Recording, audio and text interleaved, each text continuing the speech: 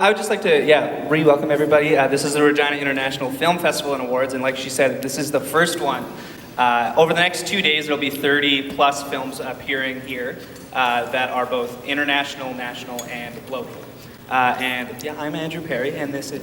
I'm Amy Mantika, so I'll also be co-hosting with Andrew this weekend. We got two filmmakers here for The Road to Ningbo. Do you guys just want to introduce yourselves briefly? Sure, my name's Yannitsos. I'm originally from Regina, and I moved to Vancouver I went to film school, and now I'm working there as a writer and a director.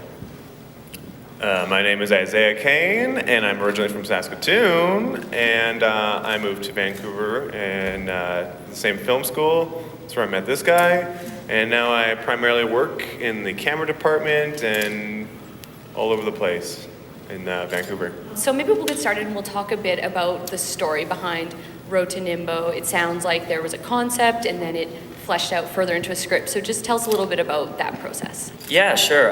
Jackie Wang, who co-directed and co-wrote the film with me, it was originally from China. And he had this concept. In China, oftentimes in the small villages, fathers will leave their families to pursue job opportunities in the big cities, but due to the congestion in China, oftentimes they don't fulfill the financial dreams that they had hoped for, and oftentimes they end up never seeing their children or never returning to their families out of shame of not having been able to provide for them, or not wanting to meet their children or child until he feels as though he's ready to become a dutiful father. So you end up having kids who are 11 years old, never having seen their father. And so Jackie had this concept where it was this little boy who was upset with the confines of village life and hitchhiked his way to Ningbo, the nearest big city, because it had this obsession with witnessing and seeing the giant panda at the zoo. Something that village children aren't able to find and achieve. We kind of had to create this underlying story to look at this epidemic because the Chinese government are very picky as to what is being shot and what the story is portraying. And this kind of looks at a bit of a darker, I guess something that they wouldn't want advertised, but I think it was a story that needed to be told. I think Jackie told me that it was based on the life of his father in a way. I know he had some inspiration there, but we had to have the screenplay approved by the Chinese government, and so I had to tailor the screenplay to kind of say, like, this is actually the story about a young boy wanting to witness and see the beauty and the chaos of city life, but really there was this underlying storyline. I mean, I definitely did not... The screenplay the Chinese government saw is a little bit different than the screenplay we actually shot, because I wanted to include certain things that I knew they'd say no to. I don't know if they've actually seen the film. If so, they're probably watching us right now. But yeah, that's kind of how it all came about. What was it like working with the Chinese government to get things approved to go across? Well, I was always going through like middlemen. I mean, I was writing it with Jackie, and it had to be sent off to this delegate and that delegate, and we'd hear back, and we received approval. It's one of those things in China when you're filming, I always say, it's better to ask for forgiveness than permission, because if you ask for permission in that country, things are going to take years, months. So we just kind of, once I received a little bit of a green light to go and do this, we just kind of went. I mean, we were in such remote villages, and even small city, like a small city of 3 million, that's kind of what China's like, It's like, oh, this is just a tiny little town, of 3 million people. But it's huge. Yeah, so it was just one of those scenarios where they kind of gave us an okay, and then we just disappeared, So talking about, so you had to go through some approvals on things shooting in another country. What about when you decide, okay, we're gonna go to China, we're gonna shoot this short. What happens after that? Do you bring gear with you? How do you hire people when you're there? How does that happen? Right, well, how about Izaiah? You can speak to that. When we were originally going to China, we were approved, we're getting our visas. we were planning on just taking gear with us and just like, you know, our basic stuff, our cameras, and we'll get some lights there, and we'll get a grip gear there. But then everyone I talked to was like, don't bother bringing stuff. We've had DPs go over there that had to buy their own cameras back. And then like everyone had this nightmare look on like how the border's gonna be, and we're like, oh my gosh, well, let's not bring anything. It's scary. Like I'm scared to bring my iPhone. I was like, it takes video. Should I bring it? I don't know. Maybe not. I'm gonna have to shoot the film on that. Yeah, I was like, okay, well, we'll rent everything there. And at the time, or shortly after, I was actually working in a camera rental house in Vancouver for a bit, and so we had a really nice connections with the same company who has a kind of a building out there in China.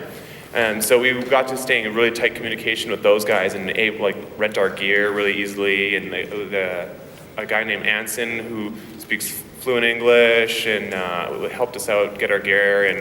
And then as soon as we got to the border, we went up there, and it was just the easiest, most chillax thing ever. That is like the one guy we came with came with all his cameras, all his lenses, and we're like, oh Shen, you're gonna get that taken. I was warned not to take it. Oh, you're gonna have to buy your own camera. And then he walks in, and they're just like, welcome to China. And then I was like, okay, did you want to check my stuff? They're like, no.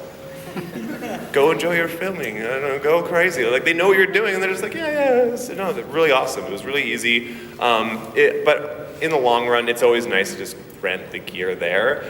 Plus, you know, when stuff breaks down, at least you have your rental house in country, rather than being like, well, something's broken. Great. Like that's like we recently shot in China again for something else. And that was all our personal gear. Like we're like, oh wow, well obviously it's gonna be chillax. So I brought my camera. We brought all our gear, and they're just like, welcome to China. I'm like, wow, yeah, sweet. Maybe you want to take my camera? I really want to buy my camera back. This is gonna be a good story. No, just go.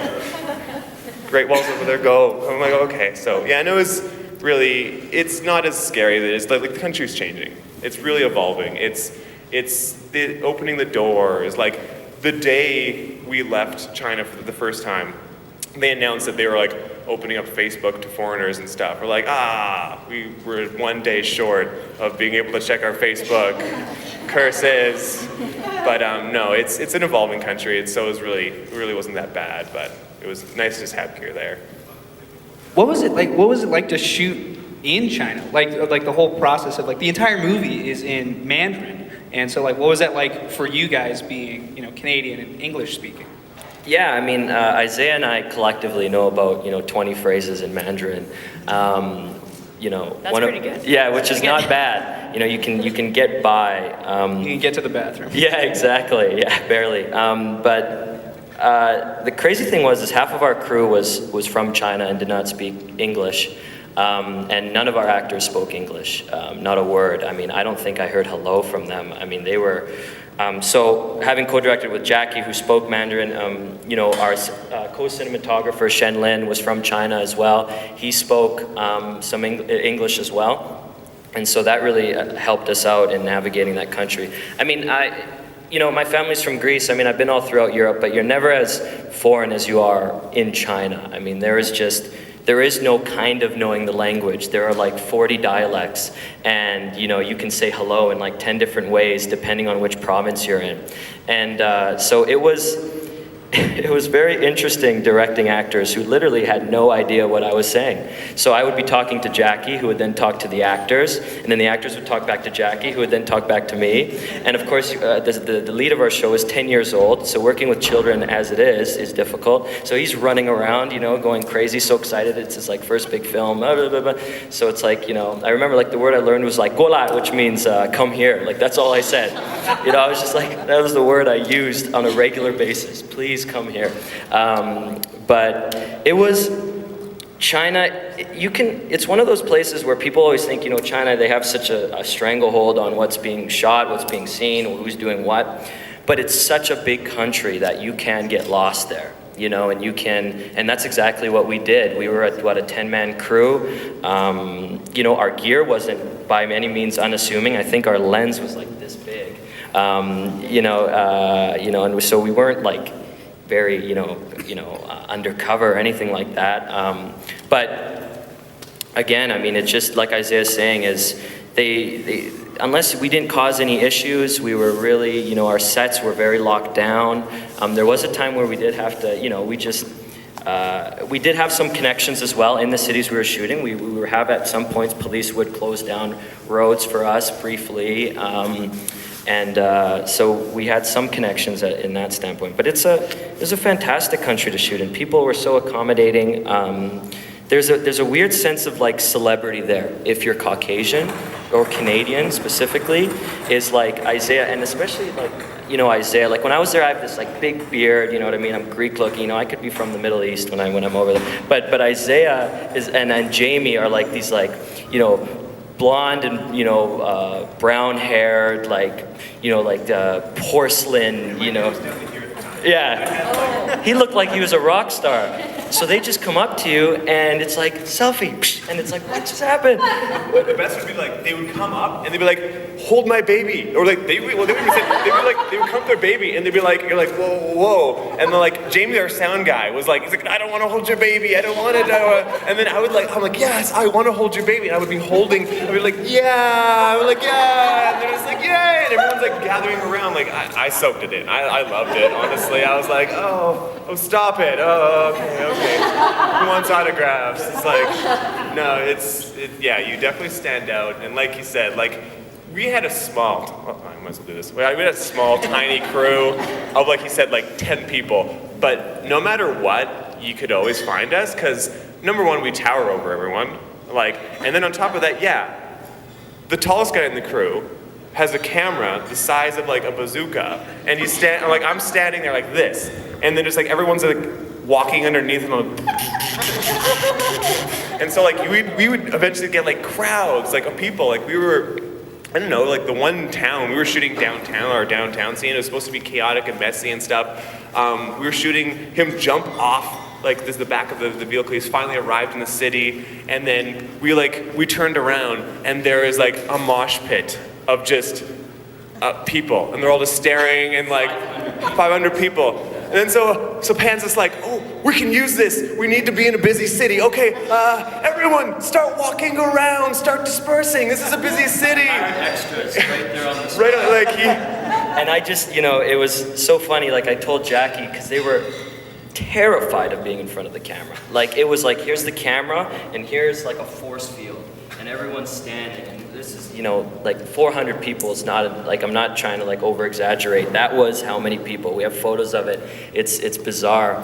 But so it was one of those things where it didn't work for us because I didn't get that it needed to be this chaotic, busy street scene. So I told Jackie, as if they were like herds of, like, you know, we were like herding these people and like, you know, just keep walking, and they're like, what's going on? You know, and I'm just like, no, just keep going. Izaiah, make sure, don't get their faces in the shot. They're gonna look at the camera. So we're just like, I just want bodies. They better be soft and out of focus. And so that I guess epitomizes what it's like to shoot in China. It is so chaotic, and you're improvising along the way. You are, you know, you're hiring, you're finding people, you know, it's like at times it's like, oh, we need like, that'd be great to have like this guy with like the watermelons in the back of his truck, like in the background. Okay, what does he want? Okay, we'll buy 2 watermelons, sure. Like just, you know, and then the guy's like bartering with you, he's like, I'm only doing it once, 2 watermelons, 1 time, 1 take. And it's like, where's your agent? You know, like, so, but it was, that is kind of what the whole idea of shooting in China is like. It's just so sporadic. you can't do that in like Vancouver. Like if you're just like, hey, we're gonna shoot downtown, whatever. People are like, get away from me! No, I don't want to be in the camera. Like you're like trying to get people like look busy, and they're all like staring at you. They're like, no. And then you're in like handcuffs like 10 minutes later. So, where's your permit? It's like, but yeah. What was it like? You guys had mentioned just before we got on stage here that you had a 24-hour shoot day. What do you want to elaborate a little bit on that? Yeah, well, we had one of our actresses who plays the young boy's mother. We initially thought we were going to have her for 4 days, so we scheduled her for 4 days, and then she had a family emergency, and we needed to, she then only had 2 days to give us, so we had to pump her scenes, and we were shooting in a village, population like 80, and the home we were shooting in, like it was this impoverished village, and the home was, 400 years old or something like that. So we couldn't, and it was, so we were shooting, it was like, and we started at 4 a.m. And then we finished at 4 a.m. the next day, and we just shot straight. And they said we couldn't go back to our original hotel at the end of the shoot because it's too dangerous to drive through the mountains at night. So we ended up staying in this building, which was a brothel. So we half brothel, half hotel. Top floor is a brothel. Yeah. Bottom floor is a motel. Yeah, so we go into this and there's nobody at reception, and Jackie and some of the other people are like, it's okay. We go in, there's like 4 big beds in a room, all Hello Kitty blankets, and I mean, we're just sleeping in our clothes. I was mummified, I was just like this. It was almost like a stage. Okay, so we had the audio guy who just was like, I'm so tired, rips all his clothes off, he's in his underpants, he goes under the covers and just passes out in seconds. Then there's Pan staying in his clothes and staying on top of the bed. Then there was me at the other side where I'm taking my rain gear, I'm taking like bags I usually use to keep the cameras dry, and I'm putting it around my head. Eventually it looked like I was wearing like this fake astronaut suit made of camera gack and tape and stuff, and I'm walking around and I'm sleeping on the camera boxes, and I'm refused to be on the bed. I'm I don't want any bed bugs, and it was and I was using camera tissues as toilet paper, and it was yeah. There was a washroom in the brothel part. So That's how they get when you I up had there. to go to the washroom, I was I took my camera tissues and all my camera cleaning. I used what you usually use. This is this alcohol-based stuff that you use for cleaning your lenses. It's Panko or whatever. So that's what I use as hand sanitizer. I would just spray a lot of that and okay, there's alcohol in it. It's probably killing some of the germs there. And then I would have to go. I went up to the brothel, and there's just people just sitting there, just big tall white guy comes in. I'm just gonna need to use your washroom quickly. I'll be in and out. Don't mind me. And then I'm in this astronaut suit walking around. They're like, whoa, what's going on? But yeah, it was 24-hour shoot. Great time. Do it. And the one thing about that home we shot in, this is kind of interesting, is it was so old. The flooring was so kind of just mold ridden, and you could only have about 2 people at a time in the upstairs, and our scene was taking place upstairs, and we had the actor, and we had the camera operator, and we had the 50-pound camera. So they were this is getting iffy, guys, because that camera's kind of like another human being. And so we had the director monitor running down from the thing, and I'm sitting there, and it's I really wanted to come up there, and then you go up and it's and I'm I'm going back down. I don't want this. And the woman who lived in the home was 104, was deaf, was blind, and I didn't know this when I first met her. And how I met her was I walk upstairs, we're setting up the scene, and she's sitting in her bedroom, upright, eyes open, staring straight ahead. And I walk in and I go, ni hao, and no response. And I go this, and I come back, and I just walk past, she's sleeping with her eyes open. And I thought to myself, and it's 5 a.m., and no, sorry, it was later on throughout the night. We had been shooting, and I didn't really know she was even in the house. Why didn't anybody it was just the most bizarre thing. And when we showed up, and then later, she started setting, we were setting the scene with our set deck and everything, and she kept trying to set the table because she thought we were gonna all eat together. And I was like, and so it's there's she's setting the table in this, and I'm what's going on? And it was just surreal, totally surreal. This woman had no idea. Half of these people had never seen a camera before, but that village is completely accommodating. The one thing about China is they're so accommodating, with all the rah-rah about how, it's really difficult to shoot there logistically. The people are amazing, and without them, I don't think we would have ever been able to make this film possible, without their help and accommodation and just, I guess, generosity. So many different little stories that had happened along the way of this incredible shoot. Yeah. How many locations did you guys end up going to within China? I guess there were, 4, 5? Downtown, zoo, village, the city. So there's 4. four major 4, right. And then we had a few little ones like where he sees the kids eating watermelon there. You know what I mean? The schoolyard. Oh yeah. That was in the city and stuff. In the city, we ran around the city but there was four major spots that we shot in, and then of course you just do multiple Some scenes. on the fly kind of shots and stuff. Outside the village is when we did all the stuff on the road, which is just suicidal, illegal.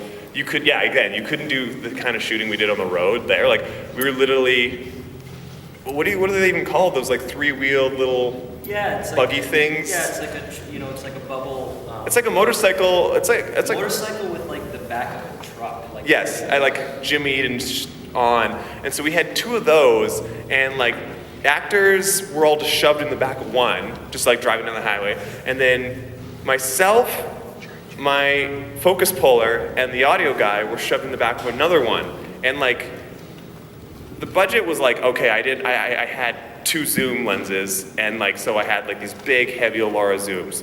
Gorgeous glass, but they're heavy. And then so I'm hand holding on the back of this. My focus puller is trying to hold on to me, hug me kind of, holding onto a bar, and pull focus at the exact same time. And then the audio guy is shoved in the corner, what's left of the space, in his boom, and he's just trying to get out of, stay out of the way and try not to fall out with every bump.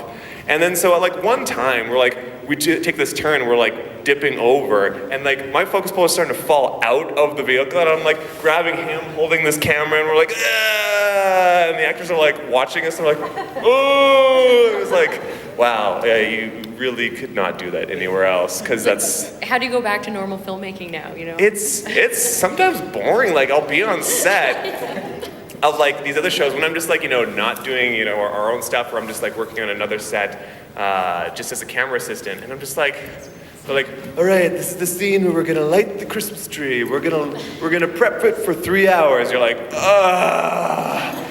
no one's almost dying. This isn't fun. Come on, let's set something on fire while we do this. Everyone will work faster. It'll be great. So yeah, it is a different experience, but it's a safer experience. So again, yeah, safety, boring.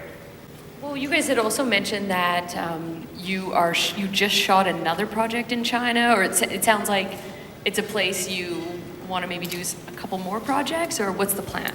Yeah,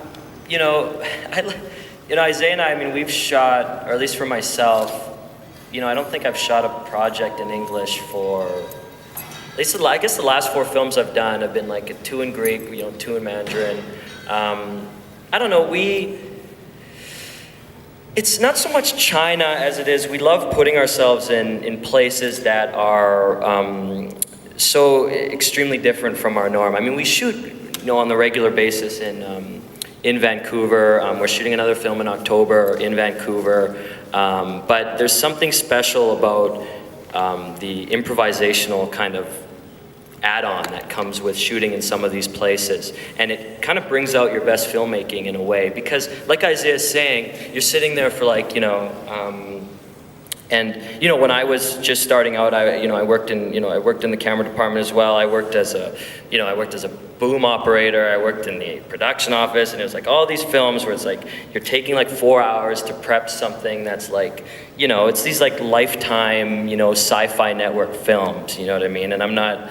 The work they do is great, but it's very safe and recycled. You know what I mean? Recycles. And there comes to a point where you want to just have that excitement, you know what I mean, of the unknown, and not, knowing exactly what your camera assistant is saying, and maybe you don't even want to, that's just, yeah, but no, it's it's just there's this urgency filmmaking in a place like this. You get so comfortable sometimes, and your filmmaking suffers because you're not urgent to make that great scene, and it's not, you're so prepared. And I think the one thing that I would tell any filmmaker is, everybody talks about preparation. Yes, be prepared, but be ready for the fact that you need to come to terms with the fact that your scene needs to have the breathing room to change on the day.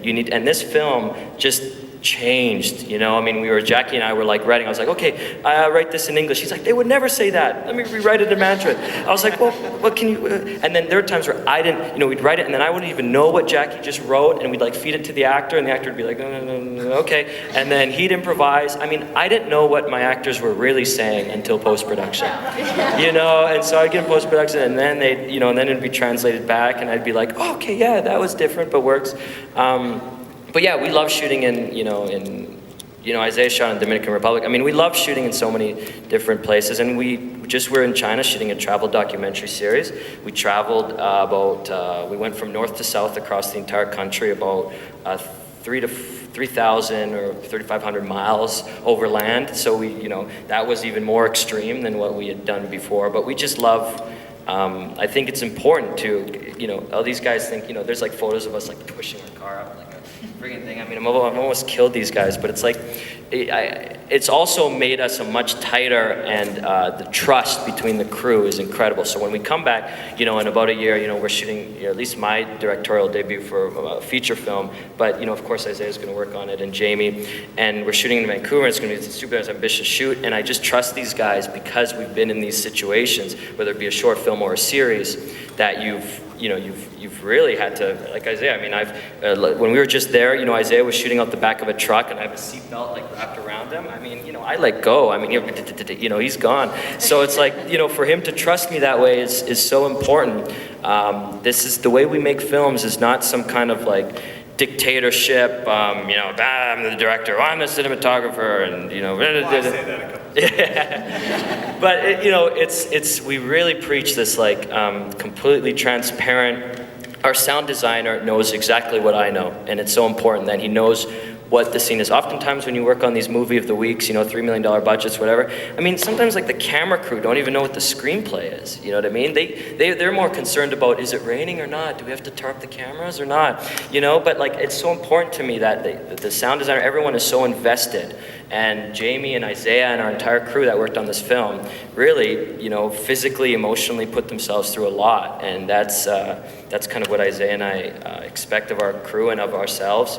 And it hopefully, when people who haven't seen the film, I hope you guys enjoy it. So that's kind of the product of all that. So.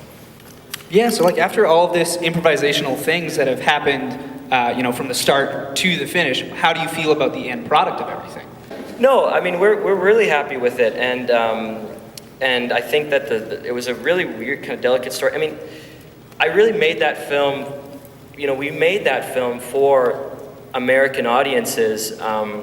I wanted to be able to show them, kind of a bit of the culture. I knew I had to, Chinese audiences are, they look at this film and this is the truth. It's like, oh, that's just life. Oh, you know what I mean? I don't, doesn't matter. Even when we went there shooting last time, we're like, oh my God, this is incredible. Look at this, like, bread maker over here, this, that. And they're like, oh yeah, that's like just our lives. You know what I mean? And so that was interesting, showing the end product to them and showing the end product to audiences here. Audiences here are like, oh wow, you know what I mean? Like, Isaiah's brother's like crying, but like over the, but over there it was like, oh yeah, we really liked it. That's how it is, And the Chinese people, there's that sense of not complacency, but just they've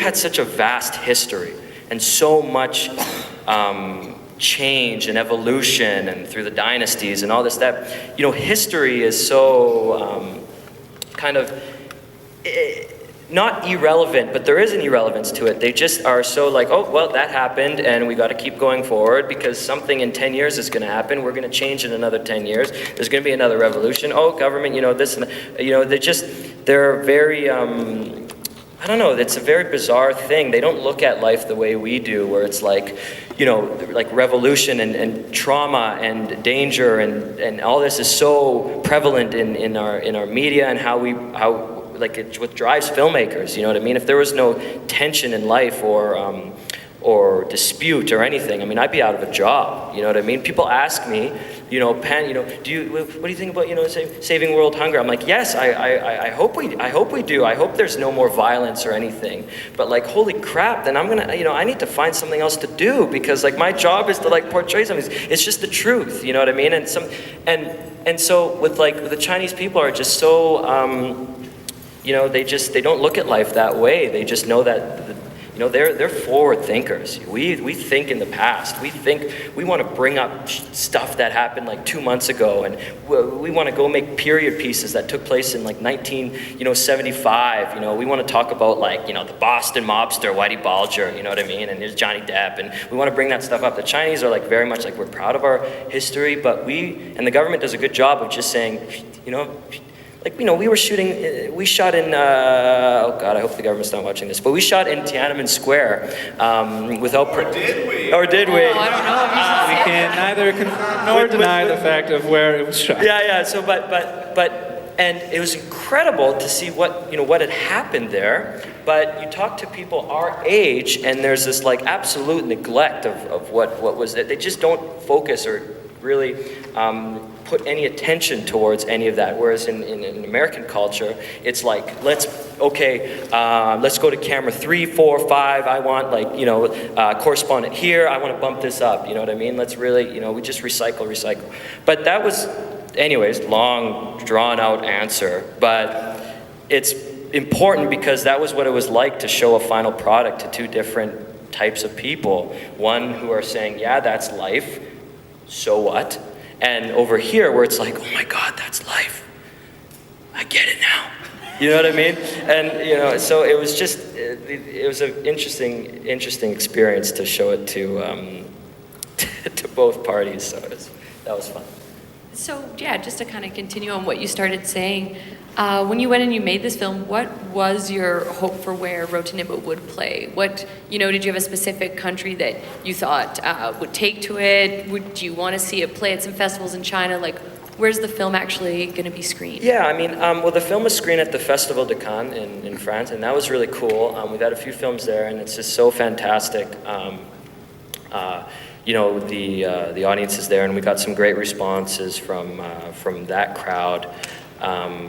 We've been kind of, I guess, not picky, but we've just been, I guess, busy. I don't know, or maybe we just don't have any money. But just to send all these. But yes, we have sent it to. This is kind of festival season now coming up there in China, so we have sent it there. I do want it to be shown there. I'd like to do. My dream is to do an actual screening in Ningbo. You know what I mean? With we just haven't had time to get back over there to do that. But and of course, like this festival,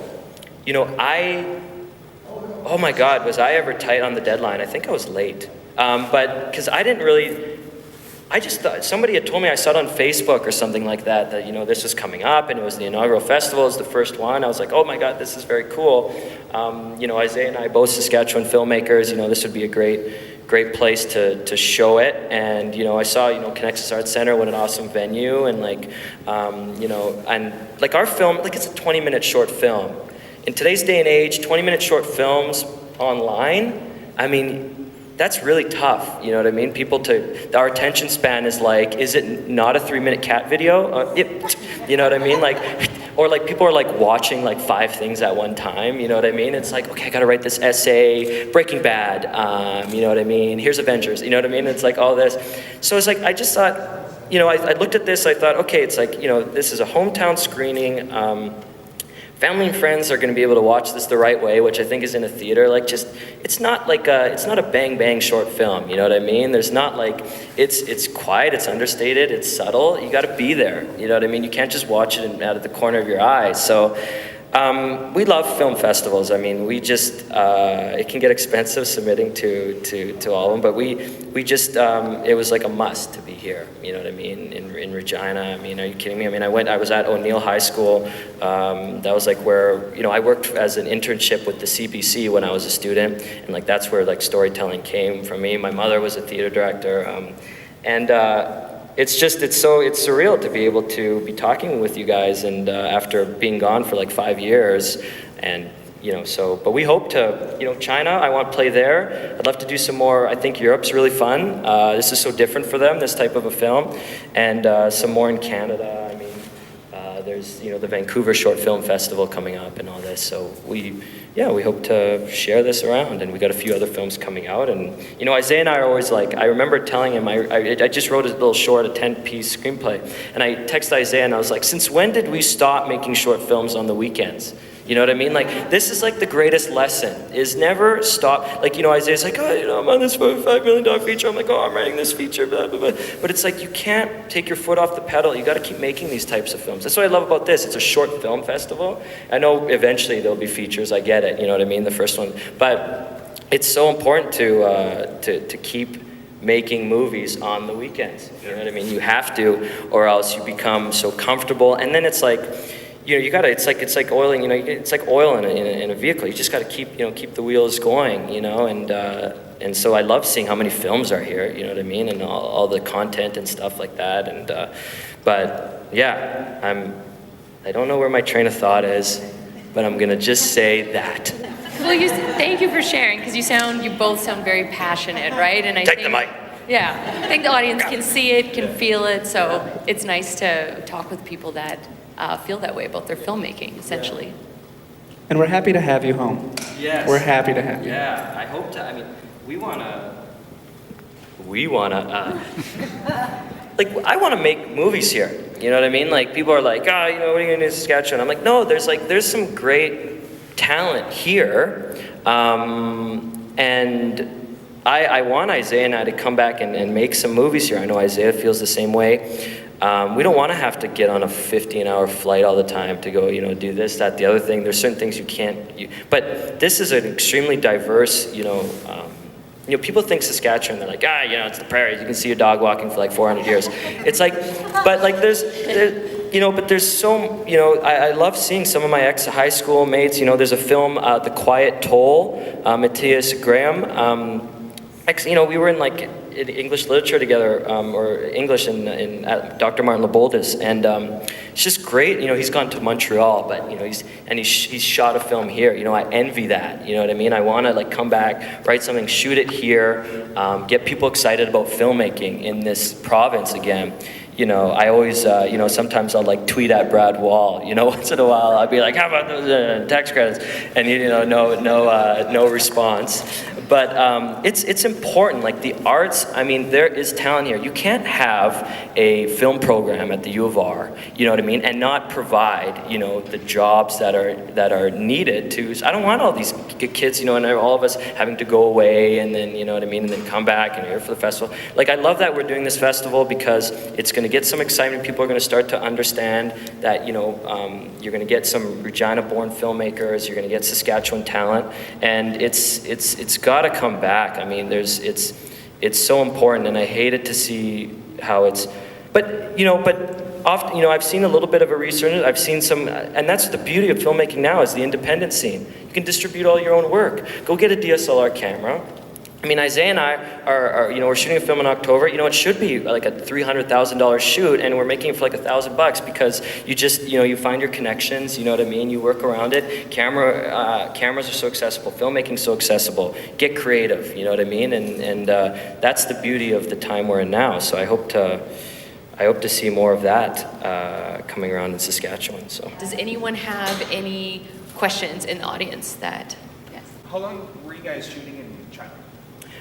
So we were shooting it was like a 17-day shoot, and the reason being, you know, so long, honestly, was just the scheduling of it, and, you know, and everything takes so long, you know, in China. It's like, you know, just traveling to certain places, and then you kind of, there's this sense of, you know, you have to have dinner with them first, you know what I mean? They have to feel you out. Do they like you? You know, okay, now we shoot the next day, and it's like, and, you know, you're spending so much time, you know, just, the world is so chaotic around you that things just take longer, you know, and so we were there for, you know, we just came back 40 days in the country, and God, that's a long time, you know what I mean? But, you know, 17 days was like, oh my God, you know, we got back to Vancouver, I was going through culture shock, I was like, it's so quiet here.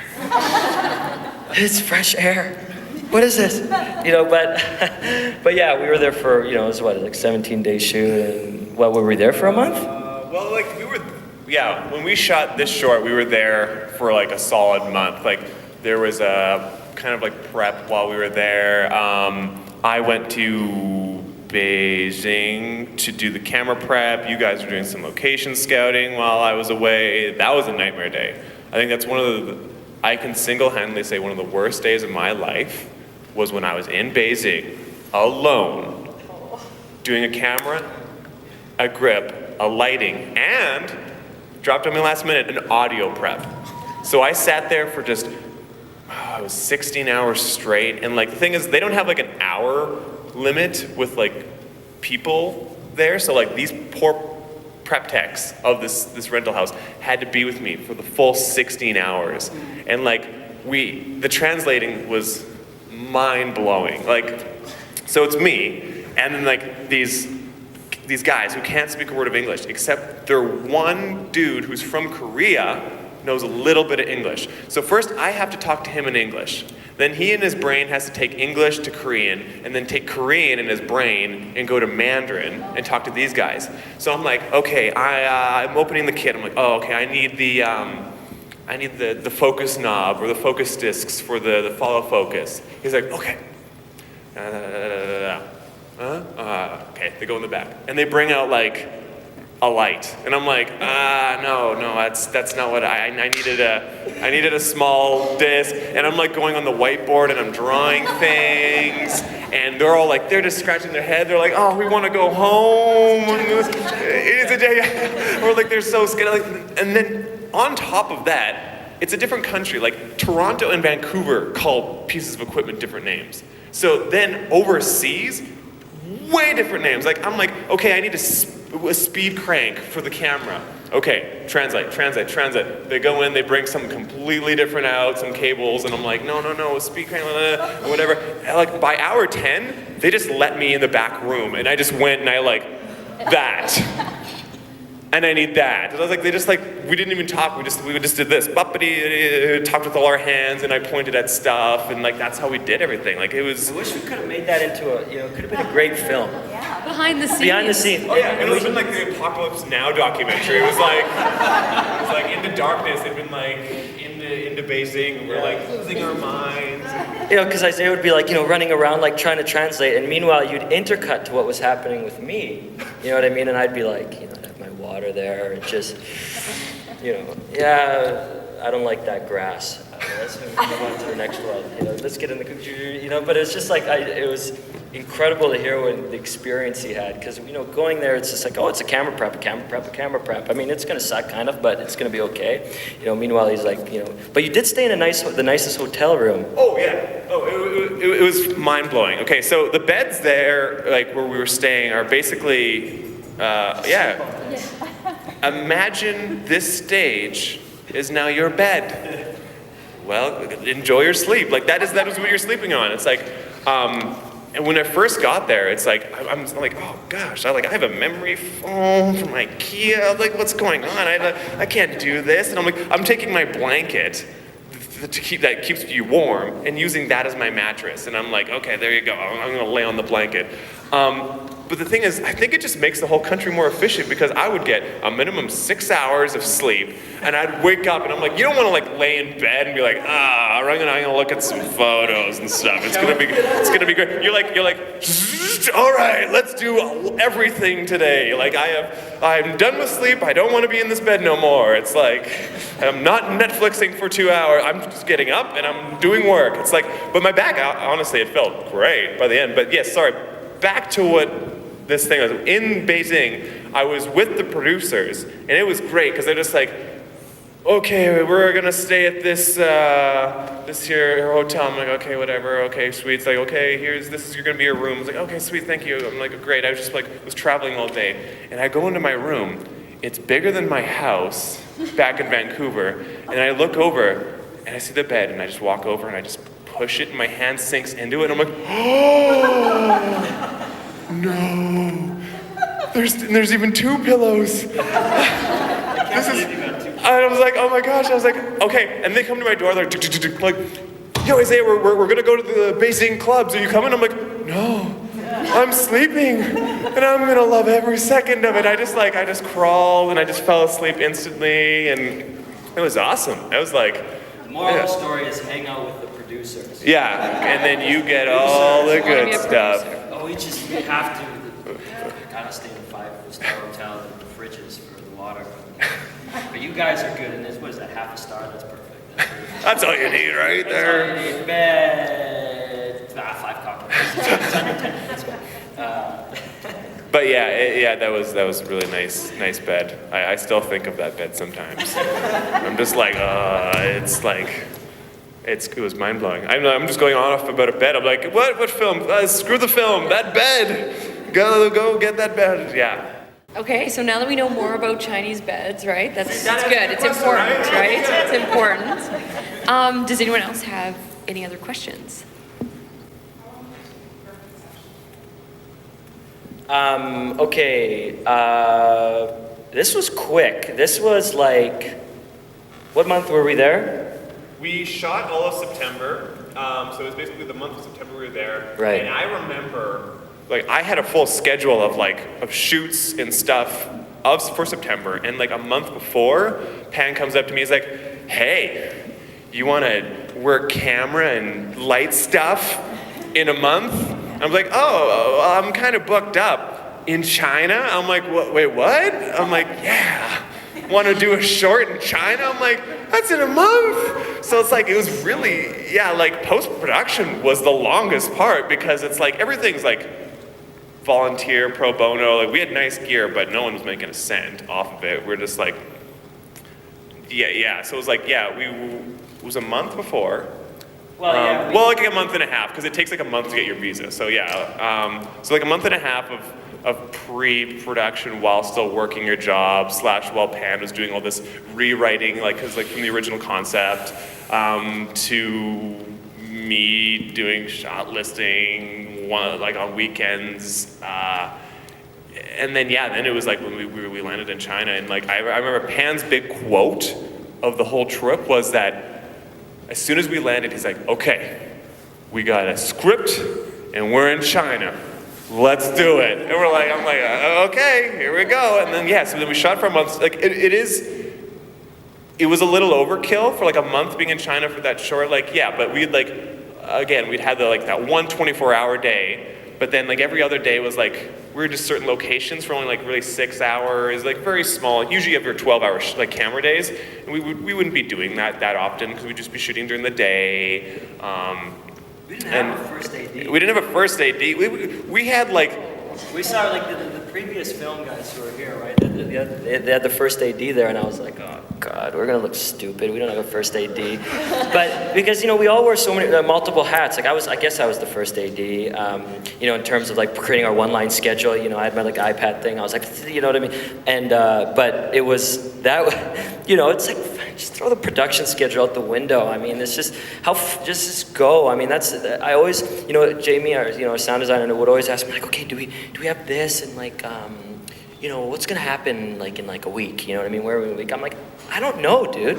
I was like, all I know is that there are these like 12, there's 20 pages, and we just so happen to be in this country, and we need to take it day by day. You know what I mean? Because I don't know what's gonna happen. If we're gonna be able to shoot, if that actor's gonna be there.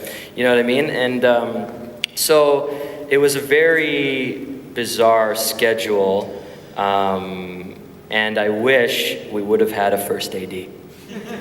Is James still here? Maybe he's Hey James, want to come to China? It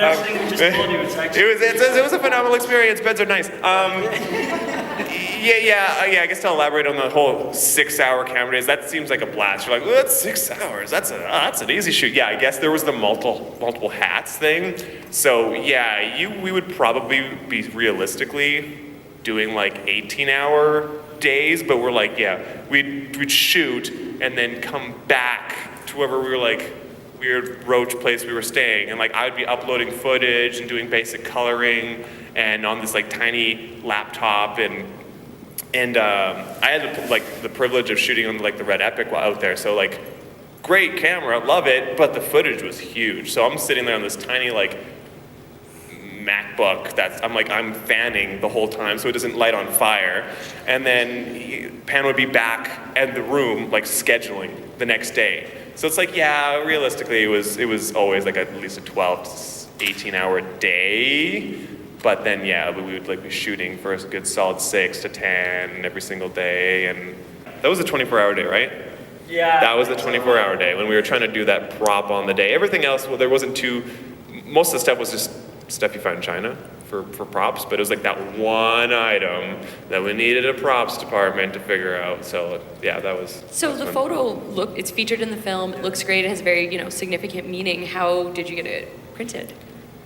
I think I blanked out. You know when there's so much going on, your brain's not even recording what you're doing anymore. You're just like, you just go into troubleshoot mode. You're just a robot. You're like, you try everything and you're like, then you kind of like, you're walking back up to set and you're like, oh, okay, good, it's done. Okay, let's keep shooting, I guess. It's like, there was definitely a couple attempts at like that photo, because I was like, this is gonna read terribly on camera. This looks like we just printed this 5 seconds ago on a 1990 printer. Like, it was like, there was so many versions of like printing it. Then it was funny, because like the first couple of prints, you don't know what your print's gonna look like. It printed out, and it's like, oh my goodness, this looks terrible. So we had to go back, re-Photoshop, like, over-pump the exposure, because it printed it way too dark, then go back to the T factory, print it again. I was like, no, now it's too bright. Okay, it looks terrible. So we go back, we re-Photoshop it to like bring the exposure down. Like, it was, yeah. This is the best part, is the person who stood in, the body double of our father character was our camera assistant. So we had to say, okay, so you have wait. It was his first day, I think. It was, okay, yes, because it was his first day on set with us, and he's expecting just to like twist a knob for me and like that's it. But we're like, okay, stand here, and hey, you random villager, can we use your baby? I'm not even joking. That's what we did. We're like, can we use your baby? Can you hold this baby? Like, so we got our camera assistant, who doesn't even really know us, to hold this baby with this older lady who's like, she was about like 60 years old, 70 years old, to be the stand-in for the mom. So then Jamie had to Photoshop like her young, but with the actress's face, and then take the actor's face and put it on our camera assistant's body, and then we're like, okay, there's the family photo. So yeah, if you guys see it today, you'll be like, wow. Yeah, now everyone's gonna be like, oh, I see it now, it's Photoshop. That is a terrible job. But one last story. Is it okay if I say one last thing? I think we got time for one more. Is there one last thing? Yes. Okay, Yeah. one last thing is that, okay, so the one interesting thing about this film is, if you see it, we shot with a panda. And it's funny because it's like, it's such a bizarre shot. It's like, did they like green screen that? Like, what the hell's going on? No, what we did is we were at the zoo, and it's the big scene where like the boy finally comes across his father, and the father doesn't tell the boy who he actually is and all this, but they have this kind of conversation. Yeah, no, they need to know. Let's give away the film. Yeah. But the panda in the scene, we only had, like, pandas can't be at a certain temperature. So we needed to like shoot within the time frame of the temperature of the panda. And like, one thing about pandas is they are the laziest animals ever. Like, it was like, and we were trying to like what were we thinking? Like, this panda would like cooperate with us, and how we got the shot, we just waited. We were there, like, we have so much, our editor was like furious with us because we had like 2 hours of panda B-roll.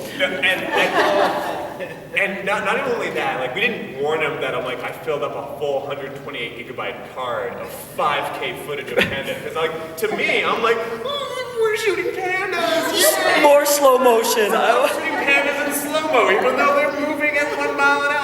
And I'm like shooting, I'm like, what if I want to crop in a 5K? I do to shoot at 5K, very speed. Wow, we're like, oh, we shot one 128 gigabyte card, let's put in another one. And then so I'm just shooting it until the actor shows up, and I'm just shooting pandas because I'm so excited. There's pandas, and that's I've got amazing. a expensive camera, and I'm like, woo, we're taking advantage of this. And then we didn't do circles or notes. Like, that was just like something we just didn't do. So like, when the editor is like pumping, like, he's going through the footage and he has to transcode it and stuff. And the next weekend after, I just get this really angry text. He's like, why did you not tell me that one of your cars is just bloody panda? That's it. Pandas walking around. Pandas sitting in a puddle. Pandas eating bamboo. I'm like, what? It's not that interesting. All I needed was one shot. You just need to tell me that. I would have found the one shot, then transcoded that one. No, you made me transcode a whole 120 gigabyte card of just panda. And I'm like, sweet, I'm gonna put that in my demo. It was like, oh, I'm so happy for you. So congratulations. Oh, it's like, and they're not like that interesting. You know what I mean? They're majestic. You know, they're like, They're you know, cute. they're cute and like, yeah, they're super cute. You know, and the sound they make is like, you know.